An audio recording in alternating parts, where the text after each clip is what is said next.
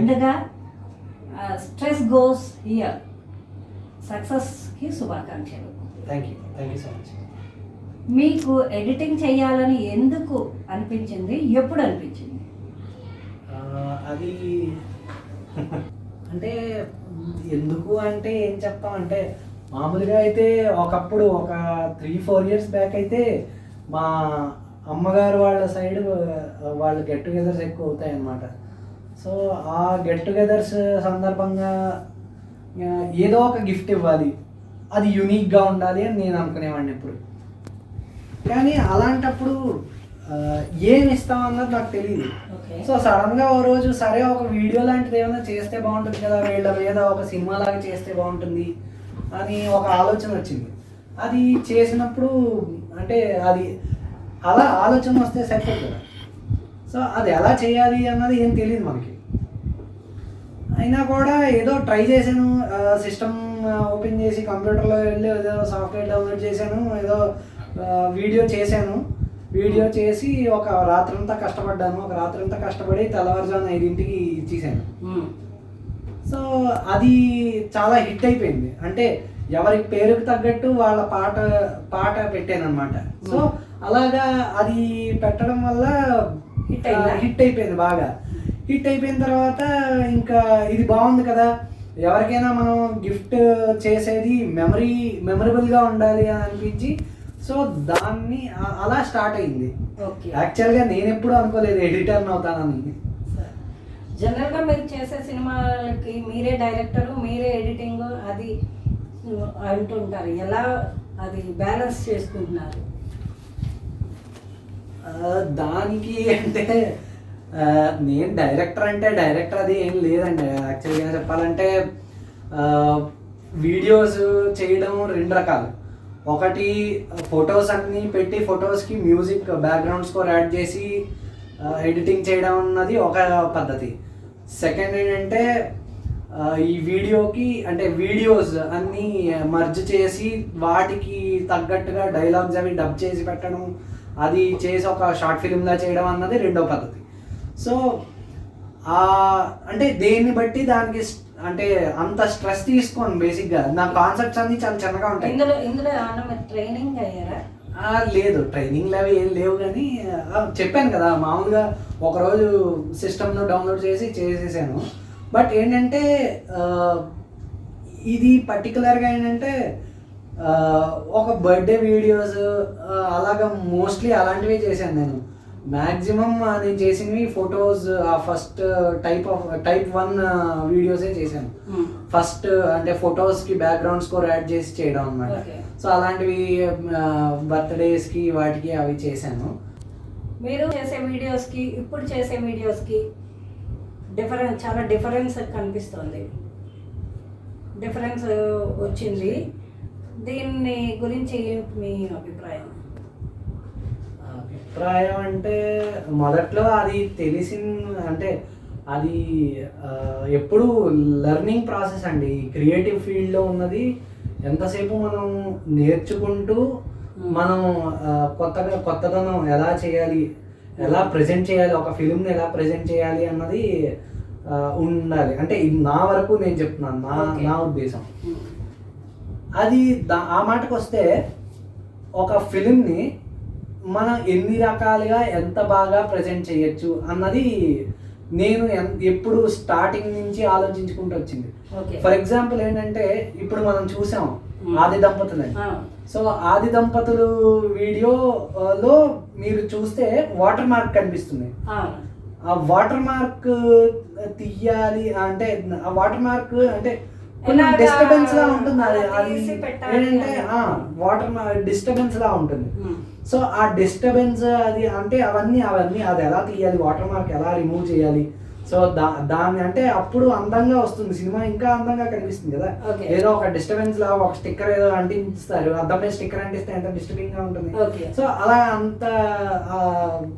అలా ఉంటుంది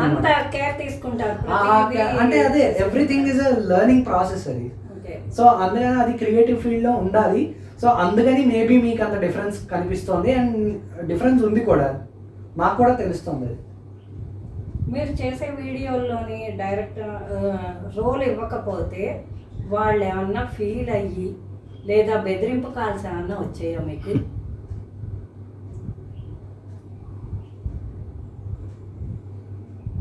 ఇది యాక్చువల్గా చెప్పాలంటే అండి, ఇంతకు ముందు ఎప్పుడు జరగలేదు. ఓకే. కొన్ని రీసెంట్గా చేసిన కొన్ని వీడియోస్లో అయితే జరిగింది. ఇంతవరకు నా మీద ఎప్పుడు కంప్లైంట్ అన్నది రాలేదు. బెదిరింపు కాల్స్ అంటే అలాంటివి ఏం లేవు. బట్ ఏంటంటే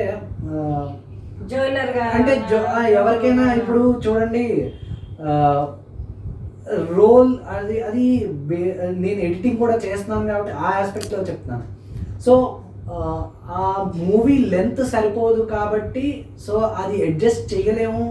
ఒకవేళ అది అంటే మూవీ లెంత్ ఇప్పుడు ఎక్కువైపోతుంది. మూవీ లెంత్ ఎక్కువైపోవడం వల్ల మీకు మేజర్ ల్యాగ్స్ ఎక్కువ వచ్చేస్తాయి వీడియో. సో ఆ ల్యాగ్స్ రావడం వల్ల అది చేయడం తప్ప అలాంటి బెదిరింపు కాల్స్ అలాంటివి ఏం లేవు. బట్ కానీ నెక్స్ట్ పాజిటివ్ గా ఉండడం వల్ల అలాంటివి ఏం లేవు. బట్ ఏంటంటే ఇంకొకటి ఏంటంటే ఒకవేళ రోల్ ఇవ్వకపోయినా కూడా నెక్స్ట్ షార్ట్ ఫిలిం లో ఛాన్స్ ఖచ్చితంగా ఉంటుంది. అలా అన్నది ఏం లేదు. ఓకే. మీ ప్రతి వీడియోస్లోని మీ తల్లిదండ్రుల సహకారం ఎంతవరకు ఉంటుంది? మీ పేరెంట్స్ సహకారం ఏమన్నా ఉందా? ఉంటుంది, అది తప్పకుండా ఉంటుంది. ముందుగా వాళ్ళకి నేను నిజంగా వాళ్ళ కొడుకుగా పుట్టినందుకు నేను నిజంగా దేవుడికి దండం పెట్టుకుంటాను. అది వాళ్ళు నిజంగా బయట వేరే వాళ్ళ పేరెంట్స్ ఎంతలాగా సపోర్ట్ చేస్తారో తెలియదు, కానీ నిజంగా మా అమ్మగారు నాన్నగారు యాక్చువల్గా ఈ స్ట్రెస్ గోస్ హియర్ అన్నది మా నాన్నగారి ఐడియా అనమాట. ఒక గ్రూప్ ఇలాగా క్రియేట్ చేసి అందరం ఒక గ్రూప్ లో ఉండి చక్కగా మాట్లాడుకుని ఎమోషనల్ బాండింగ్ రిలేషన్షిప్ మెయింటైన్ చేయడం అన్నది ముందుగా మా నాన్నగారి ఉద్దేశం అనమాట. సో మా నాన్నగారు చిన్నప్పటి నుంచి మాకు చెప్పినవి అవన్నీ కూడా మాకు అలవాటయ్యి అవన్నీ కూడా మేము కూడా అవి ఫాలో చేసుకున్నాం. మా పిల్లలకి కూడా అవే అలవాటు చెయ్యాలి. ప్రతి ఫ్యామిలీలోని ఇది ఉండాలి, ఖచ్చితంగా వస్తుందండి. ఇప్పుడు జనరేషన్ లో జాయింట్ ఫ్యామిలీలని మీలాగా మెయింటైన్ చేయాలి, మీ ఫాదర్లా మెయింటైన్ చేయాలన్న ఉద్దేశాలు ఏమైనా అంటే వస్తుందని మీరు ఆశిస్తున్నారా? తప్పకుండా వస్తుందండి. అది ఇంకా ఫ్యూచర్ని బట్టి ఉంటుంది. అది మన ప్రవర్తనని బట్టే కదా మన పిల్లలు నడుచుకుంటారు. కానీ మీ మదర్కి ఎందుకు వీడియో అడిగినా కానీ ఎందుకు చేయట్లేదు? అదేం లేదు, అంటే మా అమ్మ అంటే మా ఇంట్లో జనరల్గా చెప్పాలంటే అంటే మా మదర్ సైడే మా అమ్మగారు, మా చింతాత గారు అండ్ మా అక్క వాళ్ళ అమ్మాయి అనమాట. వాళ్ళు ముగ్గురు ఫుల్ ఎనర్జీ అనమాట. ఓకే. వాళ్ళకి చెయ్యాలంటే నా ఎడిటింగ్ స్కిల్స్ పనికొస్తాయా అన్నది నాకు డౌట్ అన్నమాట. మీ ఎనర్జీ సరిపోతుందా లేదా అని ముందు మీకు కాన్ఫిడెన్స్ తెచ్చుకుని అప్పుడు చేద్దాం. కరెక్ట్ ఉందా కాన్ఫిడెన్స్? ఇప్పటికైనా మనం అనుకోవచ్చా తీస్తారా లేదా? అంటే తప్పకుండా తీస్తాను, కానీ అది ఎప్పుడు తీస్తానో చెప్పలేను. ఎందుకంటే దానికి తగ్గ ఇప్పుడు ఈ ఎనర్జీకి మ్యాచ్ చేస్తూ నా ఎనర్జీని నేను పెట్టాలి. నా ఎనర్జీని కంప్లీట్ గా మా అమ్మగారి ఎనర్జీ ఇదంటే నా ఎనర్జీ అట్లీస్ట్ ఇక్కడికి వెళ్ళాలి. ఈ ఎనర్జీ కొంచెం వీడియోలో బ్యాక్గ్రౌండ్ స్కోర్ అలాంటి మ్యూజిక్స్ అవన్నీ కొంచెం పెట్టి పుష్ చేస్తే ఆ లెవెల్కి వెళ్తుంది తప్ప. సో అందుకే తప్ప వేరే ఉద్దేశాలు ఏం లేవు. కానీ అయితే చూడొచ్చు ఎప్పుడైనా. యా షూర్, త్వరలో చూస్తాను. వెయిట్ చేయొచ్చు మీ మదర్కి వీడియోకి. ఓకే. పని రాక్షసులు అంటారు, దీనికి మీరు ఏమంటారు? మీ సమాధానం అంటే ఇది నేను ఎవరినైనా అంటానా లేకపోతే ఎవరైనా నన్ను అంటారా? మిమ్మల్ని అంటారా? ఓకే, నన్ను అంటారా చూసే ప్రేక్షకులు. ఓకే. అంటే జనరల్గా చెప్పాలి అంటే ఏదైనా నేను మామూలుగా చెయ్యాలి అంటే ఇప్పుడు ఎవరైనా సరే మీరు ఒక సినిమా చూస్తారు, ఎవరైనా ఆడియన్స్ ఒక సినిమా చూసి దాంట్లో ఏదైనా ఫ్లా దొరికింది అంటే ఒక లేమ్యాన్ కూడా ఆ ఫ్లాని వెతికేస్తాడు. ఓకే. సో అలాంటి ఫ్లా ఏది లేకుండా ఉండాలని ఒక పర్ఫెక్షన్తో చేస్తాను. సో దానివల్ల ప్రతిదానికి కేర్ తీసుకోవాల్సి వస్తుంది. ఇప్పుడు కాన్సెప్ట్ ఉంది, కాన్సెప్ట్ డిజైన్ చేస్తాం, డిజైన్ చేసిన కాన్సెప్ట్కి స్క్రిప్ట్ రెడీ చేయాలి, స్క్రిప్ట్ రెడీ చేసిన తర్వాత దానికి క్యారెక్టర్స్ రాసుకోవాలి, ఆ క్యారెక్టర్స్ రాసిన తర్వాత ఆ రాసిన క్యారెక్టర్స్కి డైలాగ్స్ రాయాలి, ఆ డైలాగ్స్కి ఇప్పుడు ఆ డైలాగ్స్ ప్రతి క్యారెక్టర్కి ఇవ్వాలి. ఇప్పుడు మీరు చూసే ఉంటారు స్ట్రెస్ గోస్ హియర్. సో అది 2 days పట్టింది, ఆల్మోస్ట్ 2 days పట్టింది. అది 2 days ఏంటి, మార్నింగ్ నుంచి నైట్ వరకు concept and script, dialogues, characters అందరికి తీసుకుని వస్తాం. సో అది ప్రతిదీ డెడికేటెడ్గా చెయ్యాలి అన్నది నా పాలసీ.